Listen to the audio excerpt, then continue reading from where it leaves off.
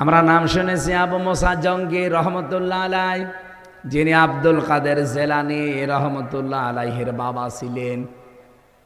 আমার মতো যুবক বয়সে তিনি যাচ্ছিলেন নদীর পাশ দিয়ে, পানির পিপাসায় ক্ষুধার যন্ত্রণায় প্রায় সারা দিনের না খাওয়া শরীর, পানি খাওয়ার জন্য নদীতে নামলেন। হঠাৎ দেখে একটা আপেল ভেসে আসতেছে পানি দিয়ে, ক্ষুধার যন্ত্রণা সহ্য করতে না পেরে তিনি খেয়ে ফেললেন।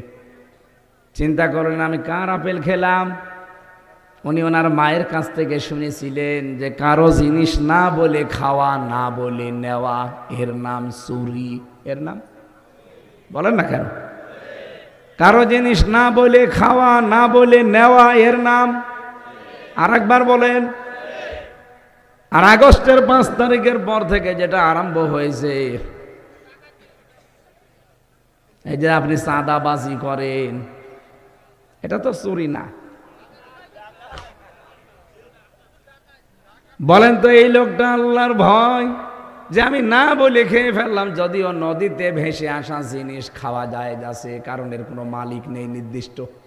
কি না মানে নদীতে পড়ে থাকা কোনো জিনিস পানি দিয়ে ভেসে আসতেছে, আপনি খেতে পারবেন, কারণ ওটা নির্ধারিত মালিক জানা নেই। তারপরও চিন্তা করলেন আমি তো না বলে খেয়ে ফেলেছি, অবশ্যই এর কোন একজন মালিক আছে। ফলটা যেহেতু ভেসে আসতেছে, দেখি আমি এই ফল অনুসন্ধান করি। তিনি চলতে থাকলেন, প্রায় এক বেলা চললেন। যাওয়ার পরে দেখেন নদীর পাশে একটা আপেলের বাগান পেয়েছেন। ভেতরে যে দেখেন একটা লোক কাজ করছে। জিজ্ঞাসা করলেন ভাই এই বাগানের মালিক কোথায়? বলে কেন, আপনি কি কোনো কাজ নেবেন? বলছে না, আমি মালিকের সাথে কথা বলতে চাই। ওই যে মাচার উপরে বসে আছে মুরব্বী মানুষ, ওইটাই মালিক। ওখানে গেলেন, ডাক দিয়ে বললেন মুরব্বী এ বাগানের মালিক আপনি? বলে হ্যাঁ। এখান থেকে একটা ফল ভেসে যাচ্ছিল, আমি প্রায় আধা বেলা হাঁটতে হাঁটতে এসেছি। ফলটা আমি নদী থেকে ভাসা অবস্থায় খেয়ে ফেলেছিলাম। মনের ভেতরে আমার চিন্তা যে না বলে খাওয়া, না বলে নেওয়া, এর নাম যেহেতু চুরি, আমার তো গোনা হয়ে গেল। আপনার অনুমতি না নিয়ে আপনার বাগানের পড়ে যাওয়া ফল আমি খেয়ে ফেলেছি, দয়া করে আমারে মাফ করে দেন। এ দাবি আপনি আর রাখবেন না। মুরব্বী লোকটা বিচক্ষণ ছিলেন, তিনি আলেম ছিলেন। ডাক দিয়ে বললেন বাবা আমি তোমারে মাফ করতে পারি, কিন্তু বাগানের আসল মালিক আমার মেয়ে। লোকটা চিন্তা করলেন এরকম তাকওয়াবান, এরকম আল্লাহর ভয়ওয়ালা সন্তান আমার একটা দরকার। বাড়ির ভেতর থেকে ঘুরে আসলেন, বানিয়ে বানিয়ে বললেন আমার মেয়ে বলেছে মাফ করে দেবে, কিন্তু আমার বাড়িতে 12 বছর কাজ করা লাগবে। আমি রাজি আছি, কারণ আমার দাবি যদি আপনি না ছাড়েন কিয়ামতের দিন আল্লাহ আমাকে মাফ করবে না, কারণ এইটা হক্কুল্লাহ না, এটা হক্কুল ইবাদ। এই চিন্তাটা যদি বাংলাদেশের 1628 জন মানুষ যারা দায়িত্বে আছে এখন, এরা যদি এই টেন্ডেন্সি নিয়ে চলতো যে আমি যারটা মেরে খাই, যার কাছে চাঁদাবাজি করি, যার কাছে ফাঁকি দিয়ে খাই, ও যদি আমারে মাফ না করে আমার আল্লাহ আমাকে মাফ করবে না। তার মানে আমার দাড়ি রাখা, রোজা রাখা, নামাজ পড়া সব মাঠে মারা যাচ্ছে, কিছুই কবুল হচ্ছে না। বলেন তো এই দেশটা পরিবর্তন হতে 16 ঘন্টায় যথেষ্ট? হ্যাঁ, এটা একটা পদ্ধতি, একটা রাস্তা। এই পদ্ধতিতে মানুষ ভালো বানানো যায় আল্লাহর তাকওয়া দিয়ে, ভয় দিয়ে। আর একটা আছে আইন। আইনগুলো আল্লাহ দিয়েছেন এই কারণে, যখন এইগুলোই কাজ হবে না তখন আইন এত কড়াকড়ি করা লাগবে যেন বাধ্য হয় ভালো হতে। এই জন্য এই যে ছিনতাই, চাঁদাবাজি, বিশেষ করে ডাকাতি বেড়ে গেছে এখন, কব দিচ্ছে যেখানে সেখানে।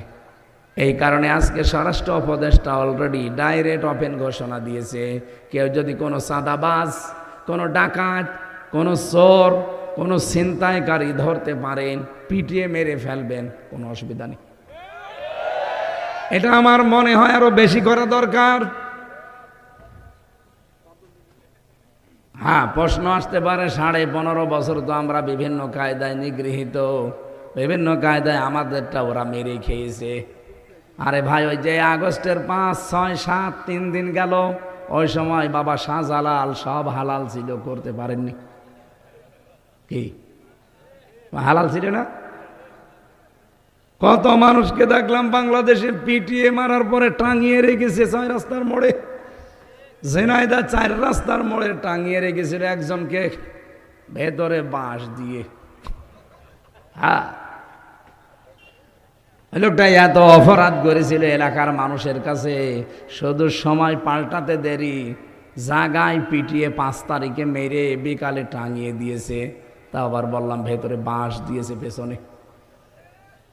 টাঙানো ছিল প্রায় সারাদিন সারা রাত। পরের দিন প্রশাসন যে খুলে ওর মাটিও হয়নি, জানাজা করবে কে, ওইভাবেই দিয়ে দিয়েছে। যা, তা আপনি এখন সাদাবাজি করেন, এখন বলছেন ওরা 15 বছর খেয়েছে, সেই টাকা আমি এখন নিচ্ছি, এটা আমার জন্য বৈধ। বৈধ ছিল ওই 5, 6, 7 তারিখ, এরপর আর বৈধ নেই। ওই সময় যদি খেয়ে ফেলতেন তখন আর বিচার আচারও করা লাগতো না, কারণ ওই সময় বিশ্বের মিডিয়াগুলো সেরকম ঝামেলা করে নাই। আর এখন চুন থেকে পান খসলে বিশ্বের মিডিয়া হাঁ করে আছে। আর দাদা বাবুরা তো সব সেট করেই রেখেছে, এই জন্য কিছু করা যাবে না।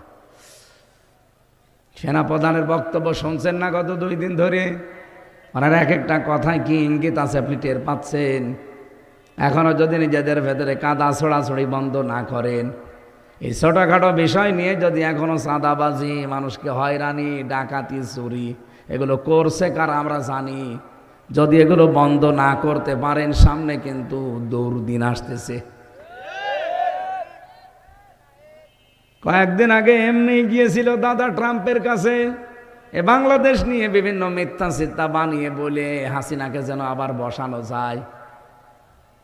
কিন্তু দেখবেন ওই যেই দিন গেছে দাদা গেছে ট্রাম্পের কাছে, ওই দিনই ডক্টর মোহাম্মদ ইউনূস উনি বিশ্বের আন্তর্জাতিক মিডিয়াগুলো নিয়ে আয়না ঘরে গেছে যে এই দেখেন ট্রাম্প বলছে, কি বলতে এসেছেন আপনি যে হাসিনাকে আবার ওখানে আমি বসিয়ে দেই, আমারে পাগলা কুকুরে কামড় দিয়েছে। হাসিনা নিয়ে বাংলাদেশ নিয়ে কোনো কথা আমার সাথে বলবেন, ওটা আপনার ব্যাপার, যান। কারণ কে দেখালো বিশ্বের মিডিয়া দেখেছেন? আমি যদি এখন উল্টা পাল্টা করি তামাম দুনিয়া আমার পেছনে লেগে যাবে। টাম জাতে মাতাল হলো তাহলে ঠিক আছে। আগস্টের 5 তারিখের পর থেকে আজকের এই ফেব্রুয়ারি 26 তারিখ, এই 6 মাস কয়েকদিন হয়ে গেল, ওরা কিন্তু প্রায় কমপক্ষে 27টা ইস্যু তৈরি করেছিল বাংলাদেশকে অস্থিতিশীল করার জন্যে। আল্লাহর দয়া যে একটাও হালে পানি নেয়নি, সামনে আর নেবেও না যদি আমরা একটু সতর্ক হই। এই জন্য চাঁদাবাজি, মানুষের জিনিস চুরি করা, ডাকাতি করা, কোপ দেওয়া, ছিনতাই করা, এটা একটু থামেন ভাই, একটু বন্ধ করেন। হাঁ করে আছে বাংলাদেশ সম্পর্কে বিশ্বের মিডিয়াগুলো। বড় বড় দাদা বাবু যারা, মোড়ল যারা, প্রতিবেশী হিসাবে এমন মানুষদেরকে আমরা পেয়েছি, মানুষের প্রতিবেশীর কাছে একটা আশ্রয় পাই, আর আমরা খালি বাঁশ পাই। ওরা আমাদের ঘর, আল্লাহর ঘর, মসজিদগুলো ভেঙ্গে ভেঙ্গে মন্দির বানায়, বলে এখানে 100 বছর আগে, 500 বছর আগে মন্দির ছিল। দুনিয়ায় মাটির নিচে মানুষ কেউ তেল পায়, গ্যাস পায়, সোনা পায়, রূপা পায়, আর ওই শয়তানরা শুধু মন্দির পায়। তার যেখানে সেখানে মন্দির পায়, শুধু মসজিদের নিচে। আঘাত থেকে গোড়া পর্যন্ত যদি পিটানো যেত, ও মন্দির জীবনের মতো পেত। আল্লাহর ঘরে হাত দিয়ে আপনাদের দাদারা, সে আব্রাহা, কাসফি মাকুল হয়ে গেছে, মাটির সাথে মিশে। কথা বলে না কেন? আপনারা আমাদের প্রতিবেশী, শক্ত কথা বলতে চান, আপনারা থামেন। আমরা হিন্দুদেরকেও ভালোবাসি, কিন্তু উগ্র যারা জঙ্গি হিন্দু তাদেরকে আমরা ভালোবাসি না। কথা বলেন। আর এরাই বিশ্বের মিডিয়াগুলোকে আমাদের সম্পর্কে বলে এই দেশে নাকি আমরা সংখ্যালঘু নির্যাতন করি, এই দেশে নাকি রোজার পূজা একসাথে হয় না। এবারটা হবে রোজার পূজা একসাথে। আমাদেরকে বলে এই দেশে জঙ্গি বেড়ে যাচ্ছে। কয়দিন এটা তৈরি করেছিল, কিন্তু এই 2-3 দিন আগে যে নবীকে গালি দিয়েছে রাখাল রাহা, এমনি না, এর পেছনে একটা ষড়যন্ত্র আছে। ও নবীজিকে গালি দিয়েছে, আমরা যেন উত্তেজিত হয়ে একটু কিছু করি, ওটা বিশ্বের মিডিয়ায় দেখি, হাসিনা বলবে এই দেখেন বাংলাদেশের জঙ্গি আবার বেড়ে গেছে, আর দাদা তো কাছে আছেই। এই জন্য দেশের মানুষ ধৈর্যের পরিচয় দিয়েছে। হ্যাঁ, আমরা সর্বোচ্চ দাবি জানাই, এই দেশে ডক্টর মোহাম্মদ ইউনুস, 2 জন নবীর নাম আপনার, মোহাম্মদ আর ইউনুস, আপনি 2 নবীর নাম নিয়ে বসে আছেন, তো কিছু করবেন না? আগামীতে যদি বিশ্ব নবী না আছে, কোনো নবীকে কেউ অসম্মান করে গালি দেয়, একটাই শাস্তি, ফাঁসি দেওয়া লাগবে। আপনারা আছেন না এ দাবির পক্ষে? কারা আছেন? লিল্লাহে তাকবীর। দেখেন তো হাত তোলেনি কে?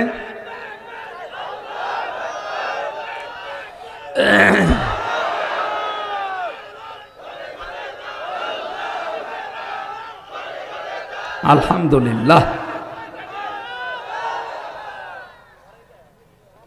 লোকটা চিন্তা করছে আমার মেয়ের বয়স এখন মাত্র 6 বছর, 18 বছর বয়সে মেয়েটাকে বিয়ে দেব, কিন্তু এই ছেলেটাকে ধরে রাখতে হলে এখনো 12 বছর লাগবে।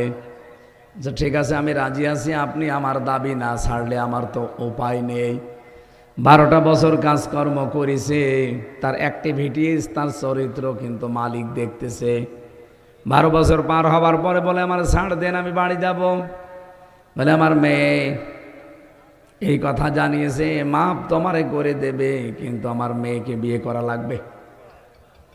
কে বলেন? আমি বাড়ি আমার বহু দূরে, আমার মা বাবা এখানে নেই, আমি আন্দাজে বিয়ের কথা বলে না, মাপ পেতে চাইলে বিয়ে করাই লাগবে। আল্লাহর ভয়ে আল্লাহর এই বান্দা আবু মুসা জঙ্গি রহমতুল্লাহ আলাইহি অস্থির হয়ে পড়েছে। ঠিক আছে, আমি রাজি আছি, আপনি যদি আপনার দাবি না ছাড়েন আমার তো উপায় নেই।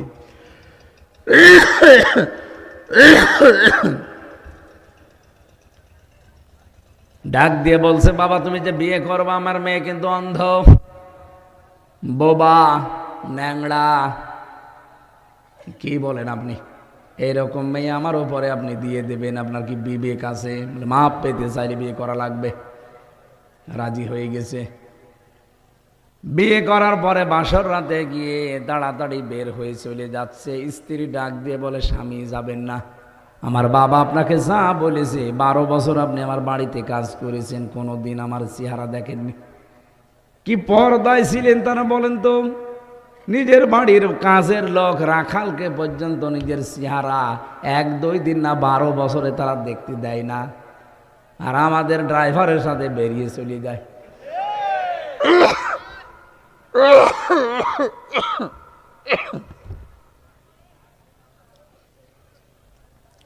কুষ্টিয়াতে সেদিন এক লোক ভাড়া থাকে, গোশত বিক্রি করে খায়, তার নিজের বউ ছেলে মেয়ে আছে, ব্যবসার খাতিরে এখানে থাকে। যে বাড়িতে ভাড়া আছে ওই বাড়ির মালিকের বউর সাথে কিভাবে যেন গোশত দেওয়া নেওয়া করে লাইন করিস করে ওই বাড়ির মালিকের কাছ থেকে যা পেয়েছে সব নিয়ে ওই গোশতওয়ালার সাথে বউটা চলে গেছে আল্লাহর রাস্তায়।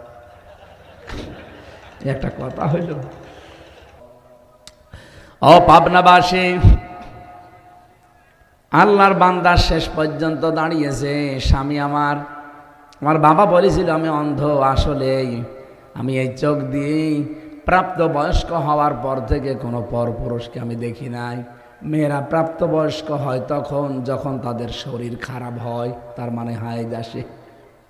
এই জন্য মেয়েরা যদি হায়েজ আসার আগ পর্যন্ত নামাজ রোজা না করে গুনাহ হবে না, কিন্তু যেদিন হায়েজ শুরু হবে ওই দিন থেকেই তারপরে তারে নামাজ আর রোজা মাস্ট বি ফরজ রাখাই লাগবে। আমি আশা করে বোঝাতে পেরেছি। সম্মানিতা মা বোনেরা, আপনাদের রোজা এবং নামাজ ফরজ হওয়ার নির্ধারিত একটা সময় বললাম, এটা যদি 8 বছরে হয় 8 বছর থেকে, 10 বছরে হয় 10 বছর থেকে, যদি 15 বছরে হয় 15 বছর থেকে।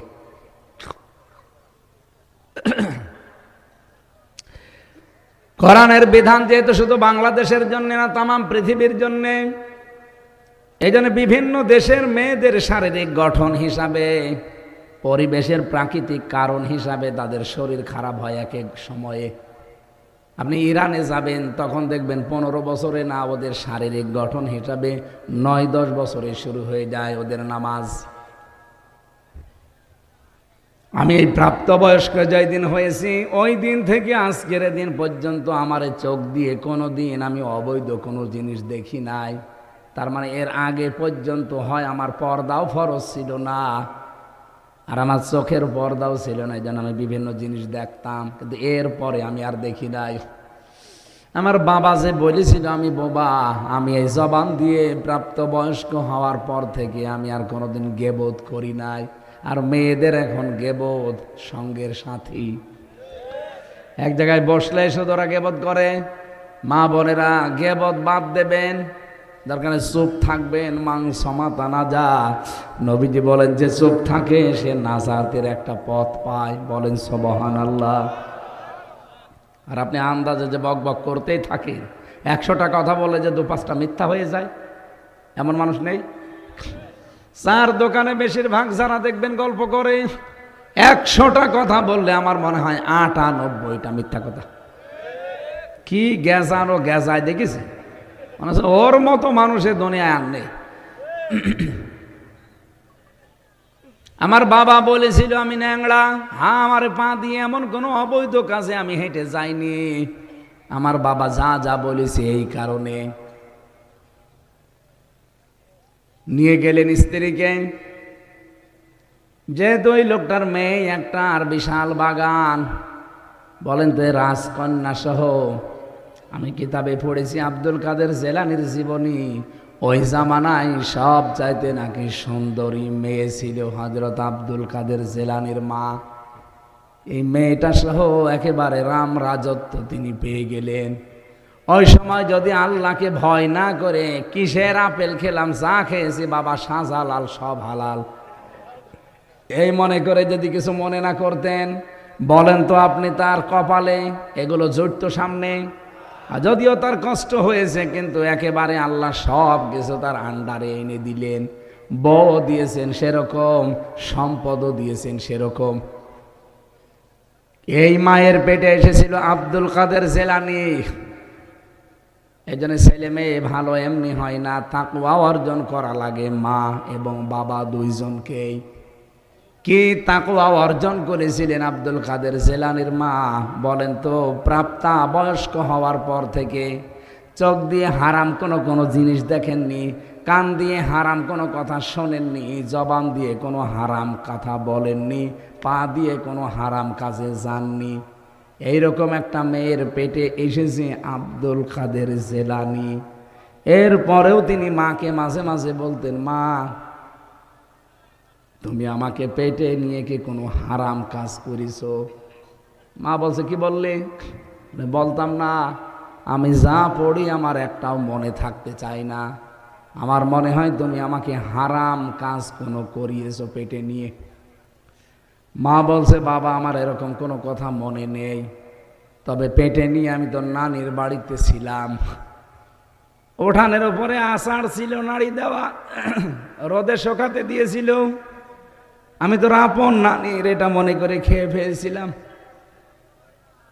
আমার পেটে যখন তোর বয়স প্রায় 9 মাস, পরবর্তীতে শুনলাম যে ওটা তোর নানির না, পাশের বাড়ির একজন এটা শুকাতে দিয়েছে রোদে। ও বাবা আব্দুল কাদের, মানুষের সম্পদ আমি যেহেতু না বলে খেয়ে ফেলেছি, ওই প্রভাব মনে হয় তোর মেধার উপরে পড়েছে, এই কারণে তোর পড়া মনে থাকে না। সম্মানিত মা বোন কোথায় আছেন আপনারা আমি জানি না। চিন্তা করেন, এত পরহেজগার মহিলা, তার পেটে যদি এই সন্তান আসতে পারে, এটা মানুষের জিনিস না বলে খেয়েছিল, এ কারণে যদি মেধার উপরে প্রভাব পড়ে সন্তানের, আর এর কারণে যদি সন্তানের লেখাপড়া মনে না থাকে, আমাদেরকে যারা পেটে নেয় তারা কত কিছু না বলে খেয়ে হজম করে ফেলে। এমনি আসবে আপনার পেটে আব্দুল কাদের জেলানির মতো সন্তান, পেট ঠিক করা লাগবে। মেয়েদের এই কয়েক ইঞ্চি পেট, এটা এত দামি জায়গা, এত দামি জায়গা। পৃথিবীতে আল্লাহর নবীকেও আল্লাহ কিন্তু এই কয়েক ইঞ্চি পেটের ভেতরে পাঠিয়েছে। আপনার পেটের দিকে পিঠের দিকে নজর দেয়, সবার নজর ভালো। অনেকে বলে হুজুর আমি ভালো নজরে তাকাই, এটা একটা টাটকা শয়তান।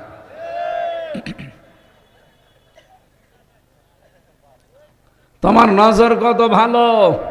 বিশ্ব নবী বাড়িতে এসে দেখলেন নিজের স্ত্রী হযরতে আয়েশা এবং তার বাবা আবু বকর সিদ্দিক দুইজন এক জায়গায় বসে গল্প করছে। নবীজি দূর থেকে অনেকক্ষণ পর্যন্ত দেখলেন দৃশ্য।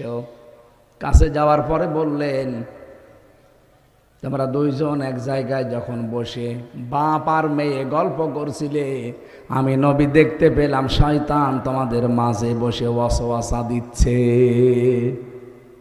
আর চিন্তায় আনতে পারেন, বাপ আর মেয়ে এমনিতেই তো এরকম কথা চিন্তাও করা যায় না, তারপরও তারা জান্নাতি মানুষ। হযরতে আবু বকর তো জান্নাতের সার্টিফিকেট জিন্দা অবস্থায় পেয়েছেন, আর তার মেয়ে হযরতে আয়েশা, তার নামে কোরআনে আল্লাহ 13টা আয়াত নাযিল করেছে তার চরিত্রের ব্যাপারে। সুবহানাল্লাহ বলতে পারেন। এই মানুষের মাঝে যদি শয়তান বসে বসে ধোঁকা দিতে থাকে, ওয়াসওয়াসা দিতে থাকে, কারণ নবীজি শয়তান দেখতে পেতেন। আমরা ভাবির সাথে গল্প করি, শয়তান কিছুই করে না। দোলা ভাইয়ের সাথে আপনি গল্প করছেন, শয়তান বসে আছে, জীবনেও না। নবীজি বলেন একজন ভাবি দেবরের কাছে মরণের সমতুল্য, একজন শালী দোলা ভাইয়ের কাছে মৃত্যু সমতুল্য। মরণকে যেভাবে ভয় পাও, শালী দেখলে ভাবি দেখলে ওইভাবে ভয় পাবা। কিন্তু এখন এগুলো সব বলে আমার ভাবি না, এটা আমার মায়ের মতো। কি করে মায়ের মতো হয়? আপনার বড় ভাই মরে গেলে তো আপনি নিজেও বিয়ে করতে পারবেন, মাকে কোনোদিন কেউ বিয়ে করতে পারে? কেন এই কথা বলেন? এটা শয়তানি। এটা কি শালী না, এটা আমার বোনের মতো। কিসের বোন আপনার? তার সাথে পর্দা করা ফরজ। নামাজ যেমন ফরজ, রোজা রাখা ফরজ, পর্দা করা কি? আব্দুল কাদের জেলানী রহমতুল্লাহ আলাইহি যে মায়ের পেটে আসলেন, আমাদের মা বোনদের পেটও আল্লাহ যেন এইরকম বানিয়ে দেন, বলেন আমিন। তাদের তাকওয়ার লেভেল এভাবে তৈরি করা দরকার। আমি শুরু করেছিলাম ইয়ারযুকুহু মিন হাইসু লা ইয়াহতাসিব। কেউ যদি সত্যি তাকওয়া অবলম্বন করতে পারে, এমন জায়গা থেকে আল্লাহ তার বিপদ দূর করবে, তার রিস্কের ব্যবস্থা করবে। লা ইয়াহতাসিব, তার ধারণাও ছিল না যে এখান থেকে এরকম কিছু আসতে পারে। অতীতে যেমন আল্লাহ দিয়েছেন তাকওয়ার কারণে। রমজান যেহেতু দোড়গোড়া এসে গেছে তাকওয়া নিয়ে, সত্যি আমরা এবারের রমজান আর গতবারের মতো না, এমন ভাবে পালন করতে চাই যেন রমজান আমাকে জান্নাতে পৌঁছিয়ে দেয়, বলেন আমিন। লিকুল্লি শাইইন যাকাতুন ওয়া যাকাতুন জাসাদিস সাওম। পৃথিবীর প্রতিটি জিনিসের জাকাত আছে। নবীজি বলেন এই শরীরের জাকাত হচ্ছে রোজা। আমি আবার বলছি, ওই যে অটোভেস, এইদিকে তাকান, এই যে অটোভেস নামে যে বিজ্ঞানী আবিষ্কার করলেন এই কোষগুলো, আপনার ভেতরেও কিন্তু এখন ক্যান্সারের জার্ম আছে, টিউমার আছে। এগুলো হয়তো ফুটে ওঠে না, তাই হঠাৎ ফুটে উঠলে যে আমার একটা উঠেছে, এটা জেলখানায় থাকতে শুরু হয়েছে, এখনো শেষ হয়নি। এ টিউমার প্রায় লোকের শরীরে জানা অজানা আছে, হয়তো কারোটা ফুটে ওঠে, কারো ওঠে না। এই জন্য বেশি খাবার খাওয়ার দ্বারা এই কোষগুলো যাদের বেশি বেশি বৃদ্ধি হয়েছে, 1 মাস রোজা রাখলে আমার আল্লাহ এই যে ক্যান্সার এবং টিউমারের যে কোষগুলো, সবগুলো থেকে আমার আল্লাহ আমাদের মুক্ত করে দেবেন। এই জন্য দুনিয়ায় সুস্থ থাকতে চাইলে রোজা রাখা দরকার। যারা বলেন আমার গ্যাস, এজন্য রাখতে পারি না, আপনি ভণ্ডামি করছেন। রোজা রাখলে গ্যাস আর ভালো হবে না। ডায়াবেটিস রোজা রাখতে পারি না, কে বলেছে আপনাকে? রোজা রাখলে ডায়াবেটিসও কন্ট্রোলে থাকবে। একটা মাস আল্লাহ রোজা খেলা করার জন্য দেয়নি, ভণ্ডামি করার জন্য দেয়নি, দিয়েছি অনেকগুলো উদ্দেশ্য নিয়ে।